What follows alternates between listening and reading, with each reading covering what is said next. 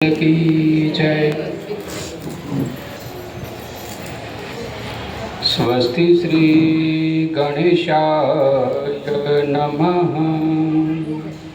श्री सरस्वती नमः। श्री गुरुभ्यो नमः।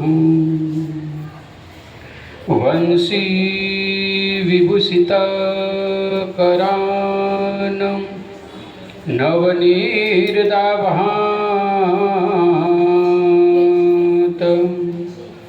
पीताम्बरादरुणबिम्बफलाधरोष्ठातं पूर्णेन्दुसुन्दरमुखादं रवीन्द्रनेत्रातं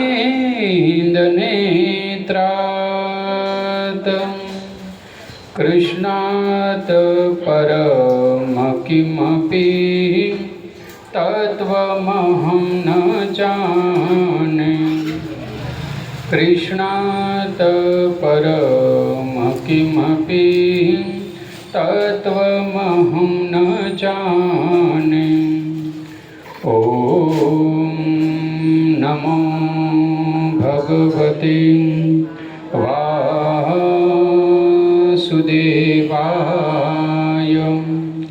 बोलो द्वारकाधीश की जय। उमापति महादेव की जय। सद्गुरुदेव की जय।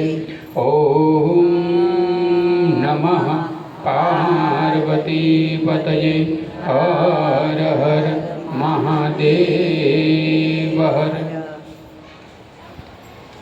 नाम संकीर्तनम यस्य सर्वपाप प्रणाशनम प्रणामो दुख समनस्तम नमामि हरि परम।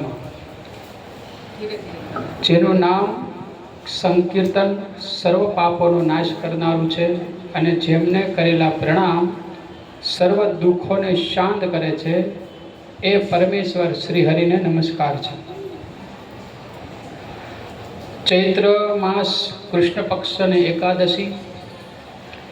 યુધિષ્ઠિર પૂછે છે કે હે વાસુદેવ, ચૈત્ર માસના કૃષ્ણ પક્ષમાં કયા નામની એકાદશી હોય છે તેનો મહિમા બતાવો। તો ભગવાન શ્રી કૃષ્ણ બોલ્યા કે રાજન, ચૈત્ર માસ કૃષ્ણ પક્ષની એકાદશી વરુથીના નામથી પ્રસિદ્ધ છે। આ એકાદશી આલોક અને પરલોકમાં પણ સૌભાગ્ય પ્રદાન કરનારી છે। વરુથીની એકાદશીના વ્રતથી જ સદા સુખનો લાભ અને પાપની હાનિ થાય છે। આ એકાદશીના વ્રત સમસ્ત લોકોને ભોગ અને મોક્ષ પ્રદાન કરે છે।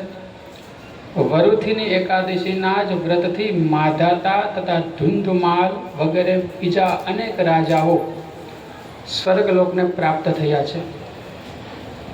જે 10,000 વર્ષો સુધી તપશ્ચર્યા કરે તેના જેવું જ ફળ આ વરુથીના વ્રતથી મનુષ્યને પ્રાપ્ત થાય છે। ઘોડાના દાનથી હાથીનું દાન શ્રેષ્ઠ કહેવાય અને ભૂમિનું દાન તેનાથી પણ વધુ મોટું ગણાય। ભૂમિ દાનથી પણ વધારે મહત્વ છે તલ દાન। આ તલના દાનથી વધીને સોનાનું એટલે કે સુવર્ણનું દાન શ્રેષ્ઠ છે। સુવર્ણ દાનથી વધીને અન્નદાન શ્રેષ્ઠ છે, કારણ કે દેવતાઓ, પિતૃઓ અને મનુષ્યોને અન્નથી જ તૃપ્તિ થાય છે। વિદ્વાન પુરુષોએ કન્યાદાનને પણ અન્નદાનના જ સમાન બતાવ્યું છે। કન્યાદાનના તુલ્ય જ ધેનું દાન છે। આ સાક્ષાત ભગવાનનું કથન છે। અંતે ભગવાન કહે કે બધા દાનોથી જો કોઈ મોટું દાન હોય તો એ છે વિદ્યા દાન। તો મનુષ્ય વરુથીની એકાદશીનું વ્રત કરીને આ વિદ્યા દાનનું ફળ મેળવી લે છે। કન્યા વિદેન જીવંતી યે નરા પાપ મોહિતાઃ પૂર્ણક્ષયાન્તે ગચ્છન્તિ નિરયમ યાતનામયમ તસ્માદ સર્વ પ્રયત્નેન ન ગાહ્ય કન્યકા ધનમ। જે લોકો પાપથી મોહિત થઈને કન્યાના ધનથી આજીવિકા ચલાવે છે તેઓ પૂર્ણનો ક્ષય થવાથી તેઓનો પુણ્યનો ક્ષય થવાથી યાચનામય નરકમાં જાય છે. તેથી સર્વથા પ્રયત્ન કરીને કન્યાના ધનથી બચવું જોઈએ, તેને પોતાના કામમાં લેવું નહીં. જે પોતાની શક્તિ મુજબ આભૂષણોથી વિભૂષિત કરીને પવિત્ર ભાવથી કન્યાનું દાન કરે છે, તેના પુણ્યની સંખ્યા બતાવવામાં ચિત્રગુપ્ત પણ અસમર્થ છે. તો વરુથીની એકાદશી કરીને મનુષ્ય આ કન્યાદાન સમાન ફળ પ્રાપ્ત કરે છે.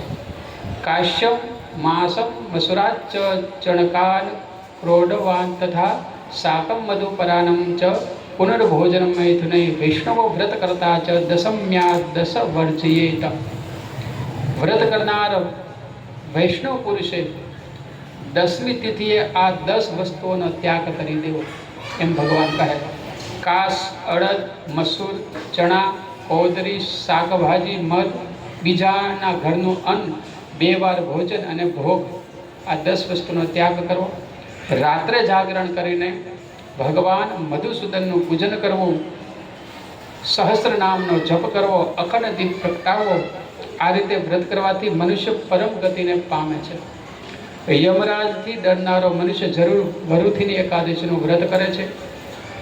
આ કથાને વાંચવાથી અને સાંભળવાથી સહસ્ત્ર ગૌદાનનું ફળ મળે છે અને મનુષ્ય બધા પાપોથી મુક્ત થઈ અંતે વિષ્ણુલોકમાં પ્રતિષ્ઠિત થાય છે.